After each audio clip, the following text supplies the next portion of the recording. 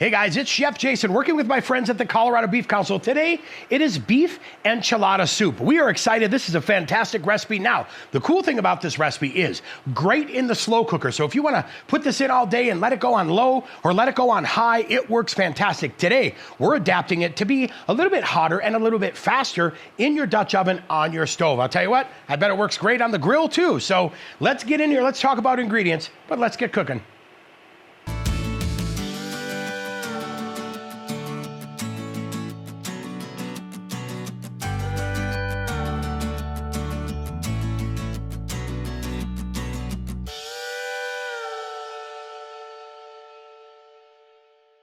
We've got our Dutch oven preheated, and we want to preheat that kind of over medium-high heat. Now, the cool thing about this recipe is when we're done sauteing off that ground beef, we're basically going to add the rest of our ingredients in here, put the lid on it, and let it simmer, letting those flavors meld and blend. But first step is to go ahead and add our ground beef. Now, like I said, I used 80-20. I wanted a little bit more, fat, a little more substance. You could absolutely use that 93-7 if you want this to be a little bit leaner. But we'll go ahead and get this cooked. Now, we're gonna make sure we cook this ground beef until it is fully cooked, which is gonna be about 160 degrees.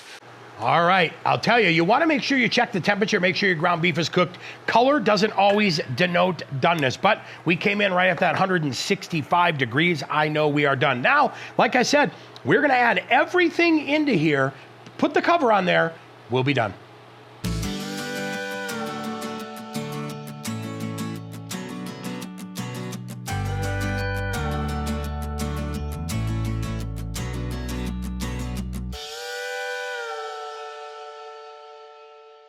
Now that we've added all of our ingredients, what we're gonna go ahead and do is give it a stir because we wanna get everything mixed up and get everything combined. I will tell you what though, this smells absolutely amazing. We're gonna go ahead now and put the cover on the Dutch oven, and then we're gonna let this cook for about an hour. We're gonna come back here in an hour, and actually when I say cook, we're gonna let it simmer. Here we are right at that 1 hour mark, and like I said, if you wanna let this take all day, go ahead and put it in that slow cooker, but if you're in a hurry, this is an option as well. And I'll tell you, it smells absolutely amazing in here.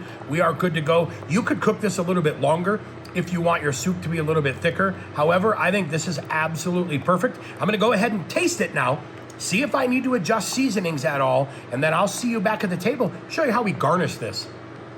Add our last little scoop in there. Now, we've got a few things for garnish. We have some corn tortillas. What I like about these, if you cut these guys nice and thin, they almost will melt into that enchilada soup. And then a little bit of cheese on top. And then if you want as well, a little bit of sour cream. But I'll tell you what, let that melt. Let those tortillas get nice and wet and soak in there. Let that cheese do its thing, and you are in for a treat. Hey, I'm Chef Jason for the Colorado Beef Council. Thank you so much for hanging out and cooking with us today. Very excited for this recipe because we adapted it from the slow cooker and moved it into that 1 hour cook in the Dutch oven, giving us absolutely great results.